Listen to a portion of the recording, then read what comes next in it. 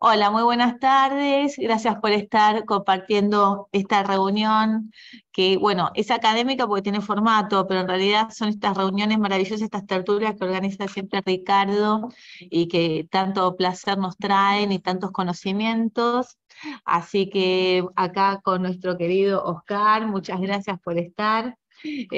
Acá comunicaciones como siempre, al pie de cañón, fotografiando todo, cuidando que salgamos bellas y bellos, mentira, esa parte no es cierta, no importa.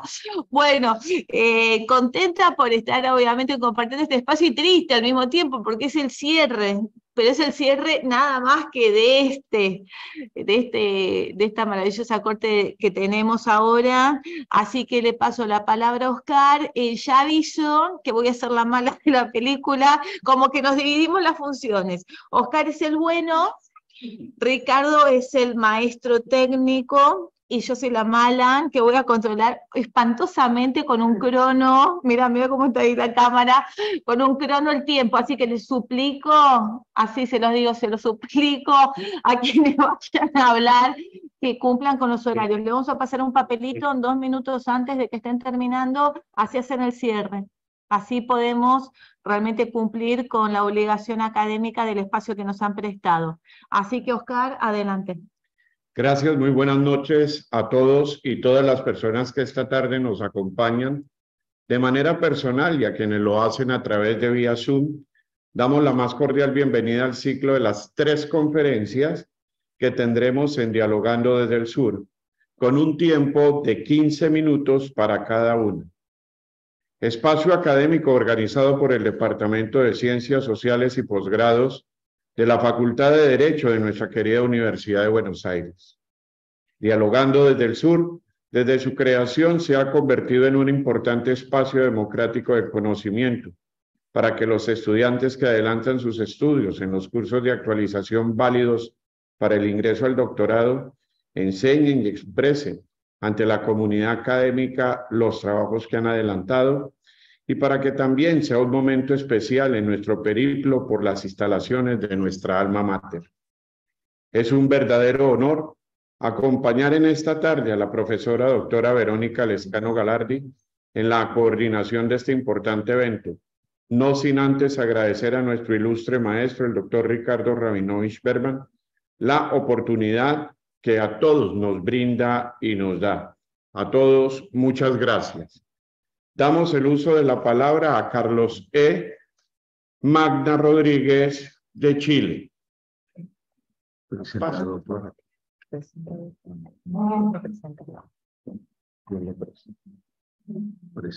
por... Voy a buscar.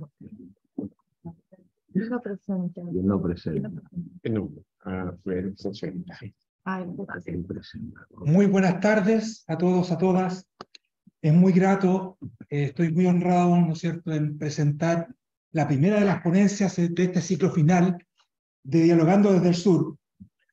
Me toca presentar a una mujer, máster en Cultura Jurídica por la Universidad de Girona, España, bombera militar por 19 años, policía civil por otros 9, servidora pública actualmente jubilada, abogada de profesión y estudiante actualmente de nuestro querido programa de doctorado en la prestigiosa Universidad de Buenos Aires, Argentina, en el área del derecho penal. Ella nos va a hablar acerca de un hospicio que fue el más grande de Brasil, donde murieron más de 60.000 personas durante los años 1903 a 1980, fundado como un sanatorio que originalmente trataba a pacientes de tuberculosis, pero que más tarde, ¿no?, se transformó en un lugar donde se iban, ¿no?, a dejar a personas consideradas indeseables socialmente, ¿no? De hecho, muchos de los pacientes allí, ¿no es cierto?, no ni siquiera tenían un diagnóstico psiquiátrico. Bueno, sin más dilación, dejo con ustedes a Irani Ferreira dos Santos, de Brasil. Graças, boa noite a todos. E dou licença para falar em português. O castelhano ele não é bom ainda. pero es falar, vendo espaço. Ontem, né, quem esteve aqui ontem viu que foi um assunto muito bonito falado, música, arte, muito bonito falar. Hoje vou falar de um assunto que não é muito bonito, não é lindo, não é nada bonito. E nem tenho prazer em falar. Mas, infelizmente, nem os brasileiros conhecem o que passou no nosso país em questões de hospícios, em questões psiquiátricas. Sobretudo na minha província, no meu estado, Minas Gerais, né, numa cidade... Demorei a querer conhecê-la, porque tinha trauma de Barbaceno. Quem conhece lá do Brasil sabe, principalmente Minas Gerais, as pessoas tinham medo de Barbacena. Barbacena foi conhecida como a cidade dos loucos por muitos e muitos anos. Pela sua proximidade com o Rio de Janeiro, né, desde quando o Rio de Janeiro era a capital do Brasil, as estradas de ferro que passavam pelo Brasil passavam por Barbacena. É uma cidade que fica na Serra da Mantiqueira Mineira, nas montanhas de Minas, muito bom clima, mas lá era o reduto dos portugueses por causa do ouro que tinha em Ouro Preto. Então, lá tinha muitas fazendas muito bonitas, inclusive o local que hoje ainda é parte do hospital, que hoje faz parte da rede pública do Hospital Normal, que era antes um sanatório, lá era uma fazenda que pertenceu a Joaquim Silvério dos Reis, que foi o delator da Inconfidência Mineira, que levou o Tiradentes à forca. Ele ganhou essa fazenda, inclusive, por ter delatado os inconfidentes.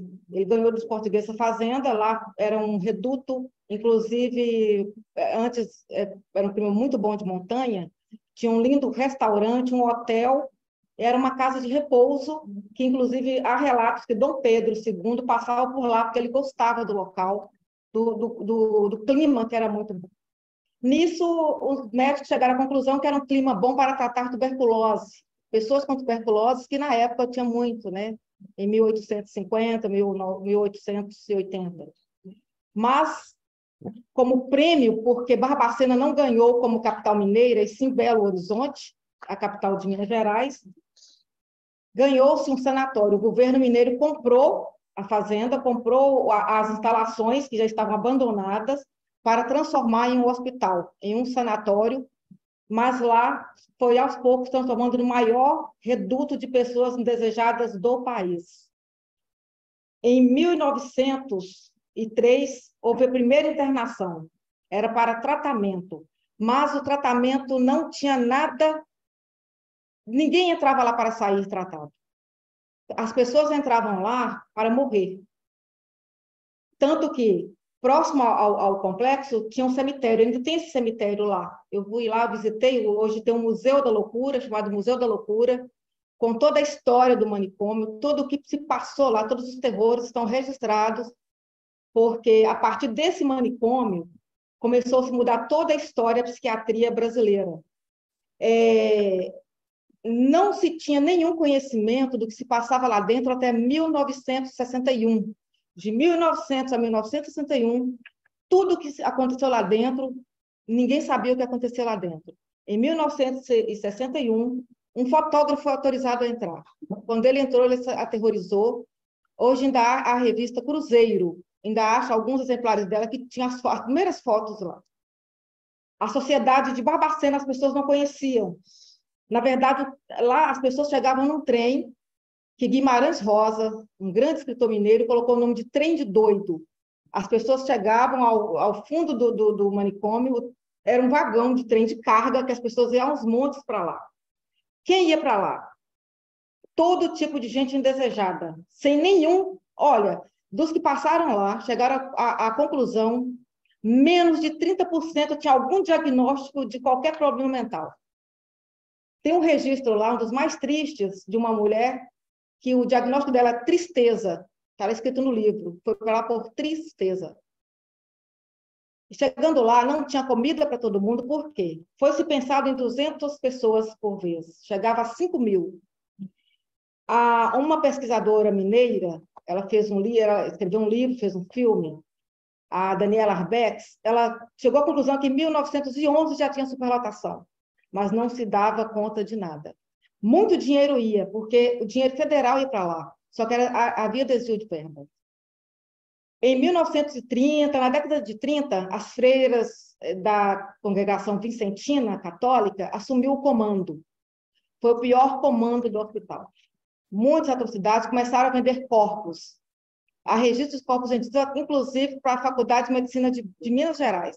Rio de Janeiro, 117 faculdades compraram corpos. Inclusive, quando eles não queriam o corpo todo, queria apenas uma parte, um osso para estudar, um fêmur, um crânio, as pessoas elas eram derretidas, tiradas da pele ali mesmo no pátio do hospício, com ácido, onde todos assistiam o espetáculo, todos que estavam lá dentro, para tirar o osso para vender. E tem lá no registro as peças, quanto valia um fêmur, quanto valia um crânio, quanto valia uma pessoa inteira.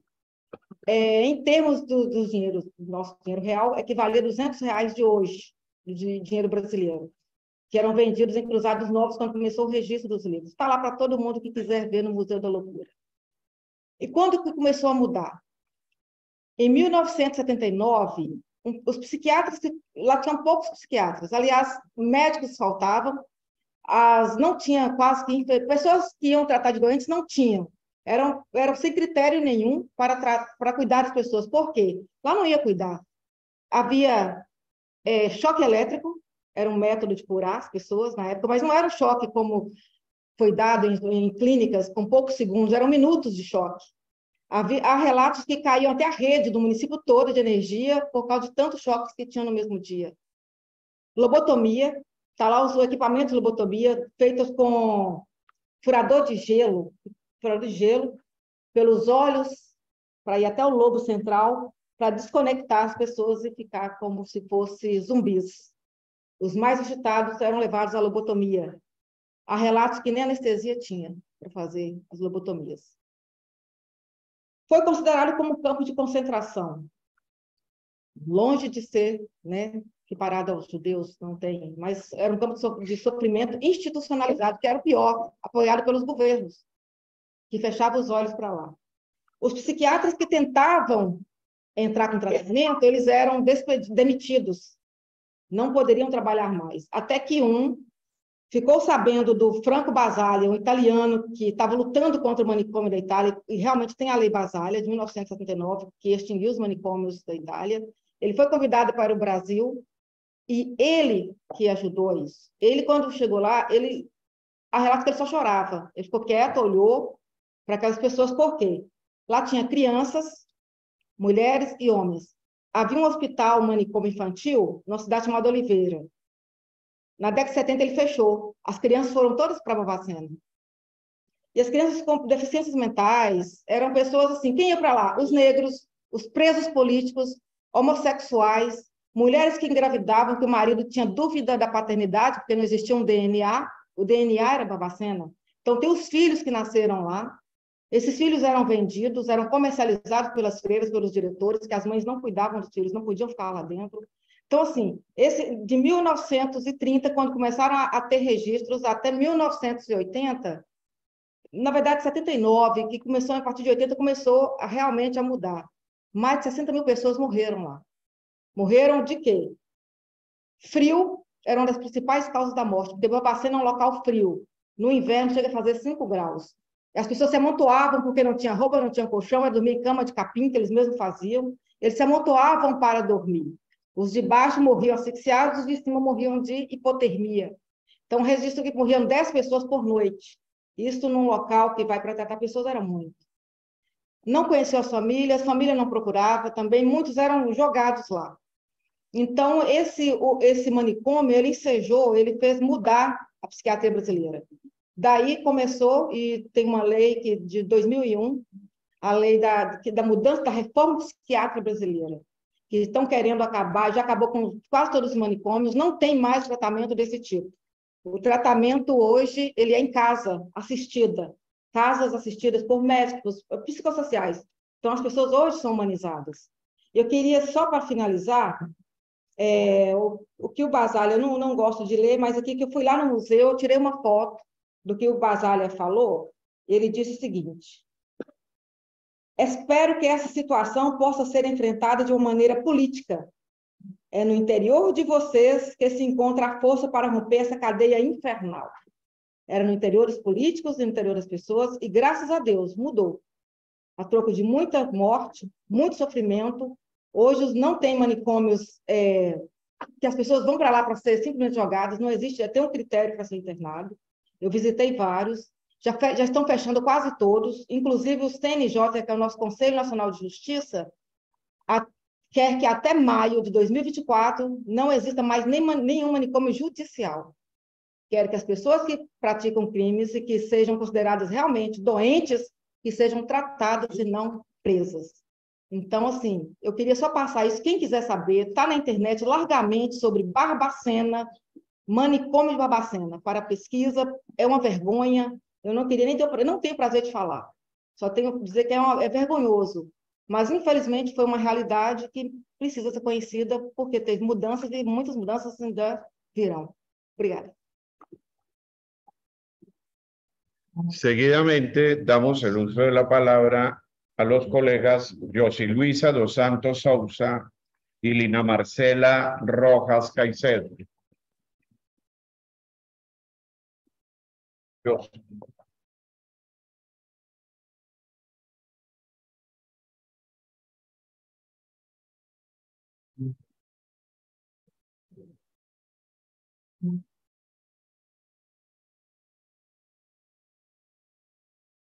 Gracias, compañero. Buenas tardes para todas. La tarde de hoy tengo la oportunidad de presentarles a nuestra compañera Yossi Luisa dos Santos Sousa. Yossi es abogada especialista en Derecho Internacional con énfasis en contrato de common. Cuenta con un doctorado en Derecho Internacional Privado y Litigio Estratégico. De igual forma, tiene un posgrado en Ciencias Penales y Práctica Procesal Penal de la Facultad Independiente del Noreste de Brasil. También es MBA y ejecutiva en Derecho Empresarial. De igual forma, es estudiante de la maestría en Relaciones Internacionales y Derecho de la Integración en la Universidad de América Latina y es estudiante de los cursos intensivos válidos para el doctorado de esta alma mater. El día de hoy, Yossi nos estará hablando acerca de la democracia y los límites a la libertad de expresión en Brasil. Adelante. Gracias. Boa noite a todos. O meu tema, como a companheira Lina falou, é os limites, a democracia no Brasil e os limites da liberdade de expressão. Demasiados poucos conceitos ou expressões são tão debatidos atualmente quanto o discurso de ódio, a democracia e a liberdade de expressão.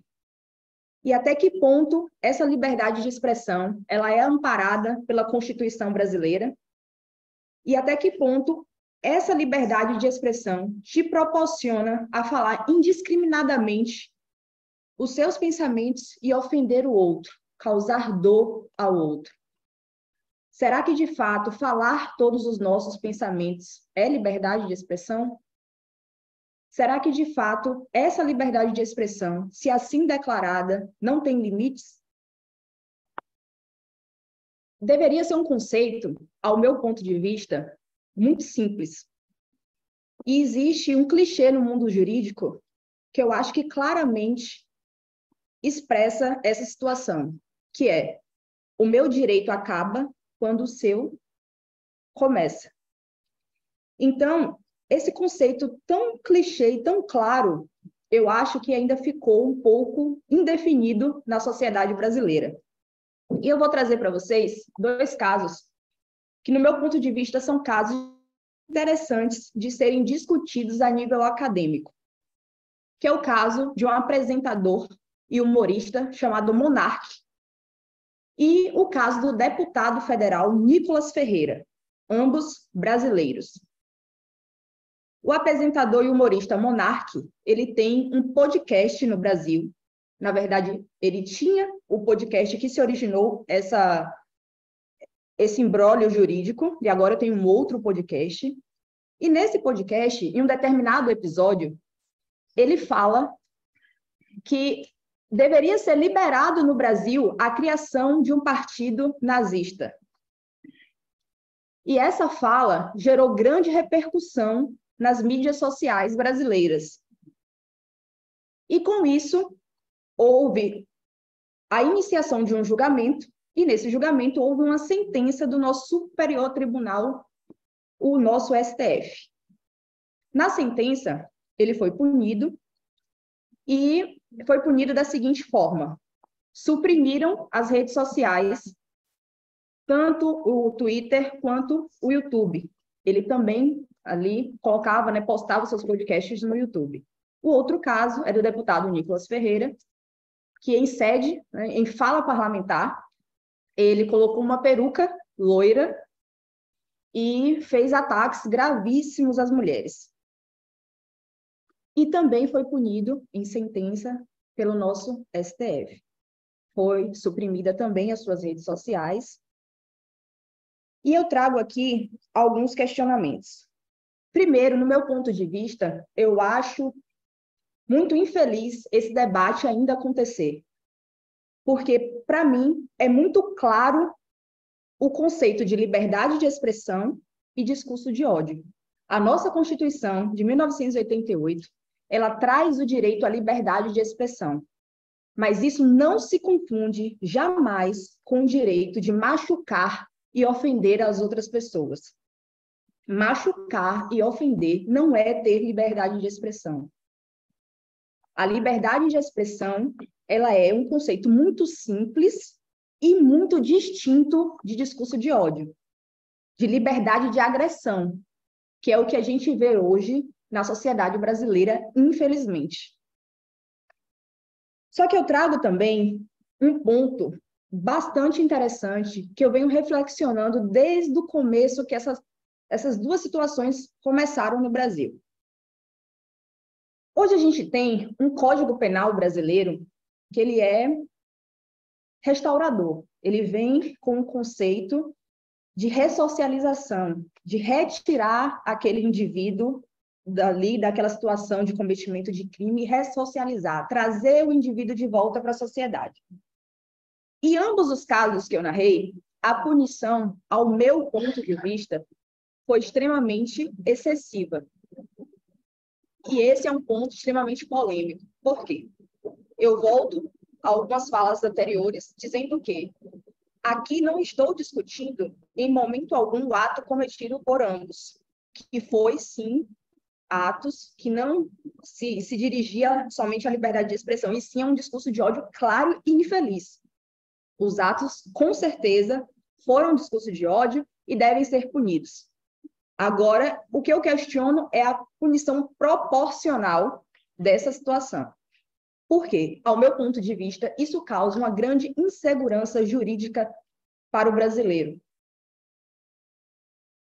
As duas sentenças, elas puniram não só o ato, como diz a nossa Constituição e o nosso Código Penal. O nosso Código Penal, ele é claro, ele fala expressamente: matar é crime e dá a punição. Claríssimo. Inclusive, a nossa maior pena hoje de prisão no Brasil é 30 anos, ou seja, ela é limitada, ela é definida no marco temporal. Não existe hoje punição no nosso Código Penal perpétua, para sempre, ad eternum. Então, essas punições, ao meu ponto de vista, foram excessivas justamente por esse motivo. Elas foram punições prévias e de maneira futura. Qual foi a decisão? Eu vou retirar de você as suas redes sociais para que você não possa vir cometer esses crimes novamente. Eu não estou punindo o ato. Eu estou te punindo prévia e futuramente. Que eu achei uma maneira muito equivocada de fazer essa punição. Hoje, no Brasil, a gente tem a discussão de um projeto de lei que vai punir ali, de uma forma específica, o discurso de ódio, que eu acho extremamente importante esse projeto de lei, que ele seja, de fato, discutido, que ele seja, de fato, promulgado e que se faça cumprir. Porque hoje a gente tem um sério problema no Brasil, que é a criação excessiva de leis com pouca eficácia na prática. Hoje, o Brasil cria muitas leis e poucas, de fato, são efetivas. Então, é um projeto extremamente importante e sua discussão é extremamente importante para a sociedade brasileira. Entretanto, essas duas decisões, no meu ponto de vista, foram decisões equivocadas, no sentido de punição excessiva. no sentido que não se puniu o ato praticado que deveria ser punido, inquestionável esse quesito, mas que não deveria ser punido desta forma que foi feita, essa supressão que foi feita, porque o Estado, ele praticamente retirou a possibilidade de livre-arbítrio de ambas as partes, de ambos os agentes. Ele retirou a possibilidade das pessoas pensarem e questionarem sobre o que aconteceu. Ele simplesmente, eu vou retirar as suas redes sociais e vou te silenciar. E eu acho, assim, hoje, em um país democrático, em pleno século XXI, esse tipo de arbitrariedade do Estado, algo muito questionável e muito preocupante, porque estamos partindo do pressuposto que somos bárbaros, que não podemos ter a consciência de que erramos e que podemos melhorar, e que podemos não fazer mais, não cometer mais aquele ato. E vai totalmente de encontro com a nossa Constituição e com o nosso Código Penal, que é ressocializador. Então, ao meu ponto de vista, foi sim uma punição excessiva, e eu faço essa crítica às duas sentenças que foram dadas justamente por esse quesito. Que existiu o ato é totalmente reprovável, o ato é totalmente punido no ordenamento jurídico brasileiro, inclusive a nossa doutrina, ela é solidificada, consolidada, falando exatamente o que é liberdade de expressão, o que é discurso de ódio, que foi o que aconteceu. Entretanto, eu vejo como uma forma excessiva de punição essas duas sentenças. E esse é o questionamento que trago aqui para vocês hoje, e trago essa reflexão de tudo que aconteceu em relação a esses dois casos. E essa reflexão, ela não é só para que a gente analise o contexto em que eu apliquei essas duas possibilidades, porque, ao meu ponto de vista, de fato, aconteceu o discurso de ódio, ele deveria ser punido, porém, essa punição, ela foi excessiva segundo o nosso ordenamento jurídico, e isso causa uma insegurança jurídica tremenda, porque se a gente parar para analisar, de fato, todo o ocorrido, vamos verificar, sim, que houve a punição excessiva e que isso não pode acontecer em um Estado democrático de direito, onde a gente fala tanto sobre salvaguardar direitos constitucionais, onde a gente fala tanto sobre essa preservação de direitos. A gente não pode também voltar sempre para o senso comum, voltar sempre aos questionamentos primários. A gente precisa, sim, se fazer cumprir os nossos direitos, as nossas leis, o nosso ordenamento jurídico, e pautar a nossa sociedade em senso, em bom senso, porque todas as vezes que eu questiono isso, sempre eu ouço, mas as pessoas não têm bom senso. Tá, mas vamos sempre partir do pressuposto que somos bárbaros? Eu acho que a sociedade não vai avançar se a gente sempre partir desse pressuposto. E todas as conversas que partem sempre desse pressuposto, eu não vejo como uma conversa viável a nível acadêmico. Então, temos sim que punir, mas punir de uma maneira justa. De uma maneira justa, não no nosso pensamento, não na nossa cabeça. De uma maneira justa, segundo o nosso ordenamento jurídico. Muito obrigada a todos. Convocamos a los colegas Rafael Silva Brito y David Elister Zamora Smith.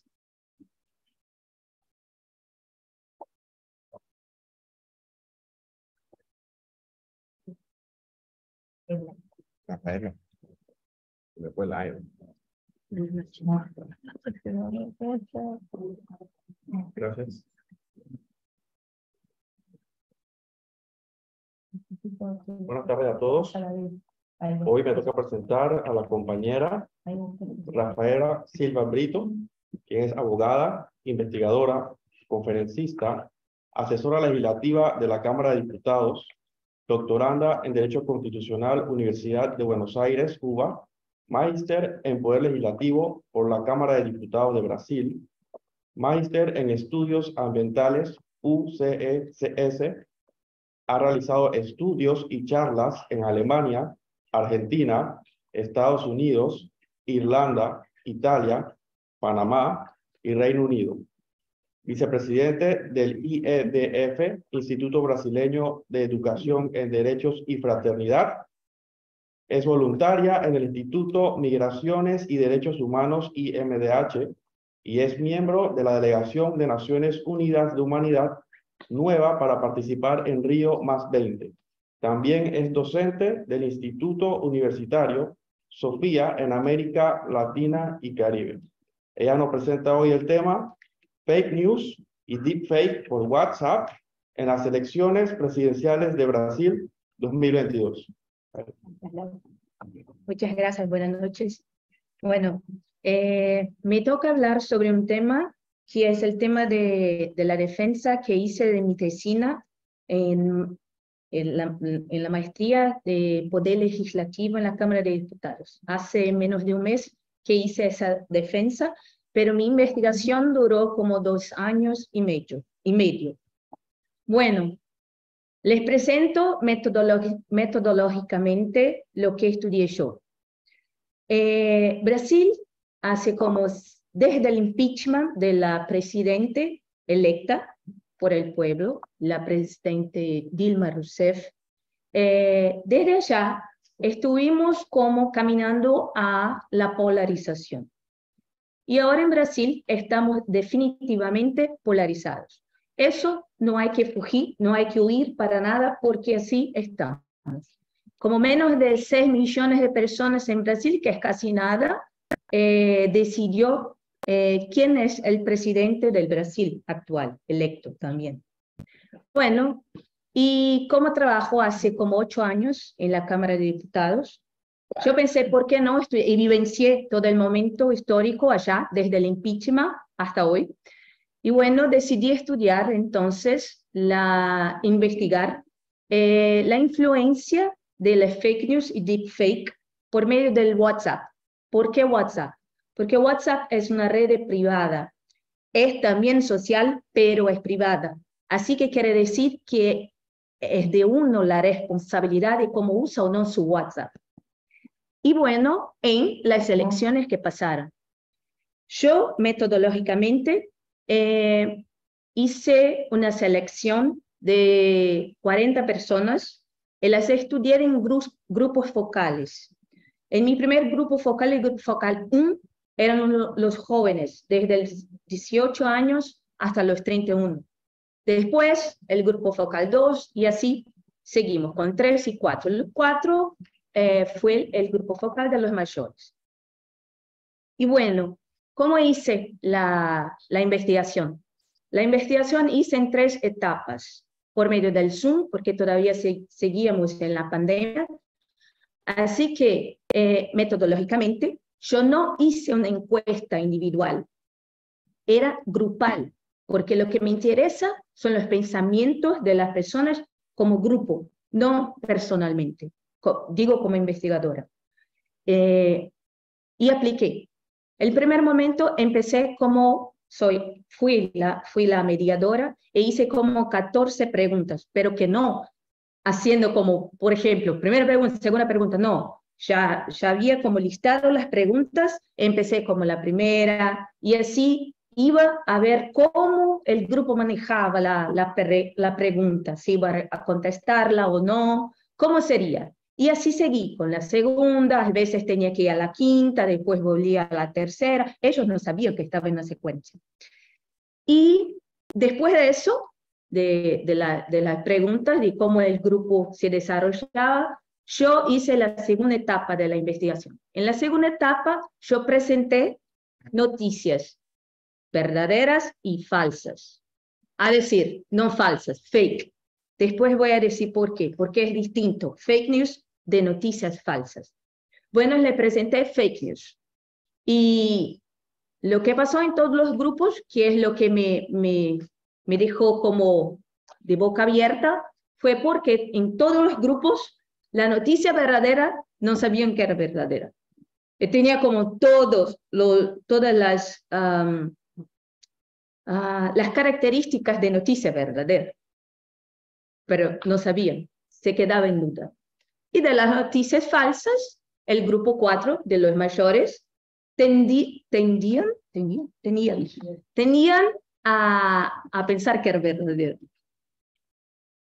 Por supuesto, ¿no? Así para decir que después está por qué.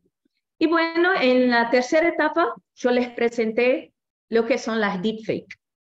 Bueno, las deepfake son vídeos, imágenes o audio que imitan la apariencia y el sonido de una persona. Es una lástima porque yo traje como 3 deepfake para mostrarles, ¿no? Pero no logré presentar el vídeo. Bueno, lo que pasa es que a los brasileños me parece que se van a recordar lo que pasó. La presentadora más famosa de Brasil, con ella hicieron una deepfake. Con esta presentadora mostraron la inteligencia artificial, bueno, mostró que ella estaba como diciendo en el momento, ¿no? Con su boca y todo, con su gesto, era ella, pero todo por inteligencia artificial, de que la encuesta tendía a un candidato a la presidencia. Y ella en ningún momento habló sobre eso. Y bueno, las personas creyeron. Y así que después que apliqué el grupo focal, yo tuve muchísimos datos y que me brindaron, ¿no?, los participantes, y así yo tuve algunas conclusiones. Bueno, me quedé sorpresa de que el grupo focal 1 de los jóvenes, a ellos no les gustaban WhatsApp, en lo que decía respecto a todo sobre política. A ellos no les gustaba para nada recibir cosas de WhatsApp sobre política. Estaban enfadados con eso. Al grupo focal 4 de los mayores, ellos, cuando miraban la noticia falsa, y que por supuesto después de la investigación les dije, ¿es fake? Estaban como sorpresos. Oh, no, sí, fake. Y bueno, el grupo focal 3 fue, para mí, el que más tuve una interacción entre ellos. Fue los 12 que fueron invitados, estuvieron en la presentación, en la investigación, en el momento. Los 12 son las personas entre los 45 y 60 años. O sea, son las personas que trabajan, que están en el mercado, y todas estas personas que yo seleccioné hicieron parte del segundo Congreso Internacional de Cogobernanza. Así que eran personas con alta capacidad académica, de liderazgos en sus comunidades, en la política. Algunos estaban dentro de un partido, otros no, eran miembros, otros no eran. Así para decirles, no eran personas simples, para decir, y pasaban fake news. Y todos, de los que estaban en la investigación, solamente 2 personas sabían lo que era deepfake. Los demás no sabían. Y bueno, fueron como mis conclusiones. Y para les decir cuál es la diferencia entre fake news y noticias falsas. Cuando las fake news empezaron a existir, las noticias falsas ya existían. Para decir, la mentira siempre existió, siempre estuvo en la política, sin la política, en nuestras familias, en todo. La mentira existe desde el mundo del mundo, pero la fake news no. ¿Por qué? Porque detrás de las fake news hay una inversión altísima de capital. Hay una inversión de empresas, de personas. Eso, la fake news, es decir, es un proyecto nuevo de un juego político, principalmente de la extrema derecha. Eso también en mi investigación, por supuesto que escribí, ¿no? Porque, y les digo, ¿no? Es una un libro que a mí me gusta mucho, que me ayudó mucho en la investigación, es de los ingenieros del caos, de Giuliano da Empoli. Y bueno, explica cómo funciona todo un proceso hasta que se llegue al momento de la difusión de fake news. Y la difusión pasa por personas que a ellas les cuesta la moralidad, les cuesta sus valores, les cuesta muchas cosas. Y eso quiere decir, es fake, pero la persona quiere tanto acreditar que no es fake, que hay un Salvador, que va a nos salvar.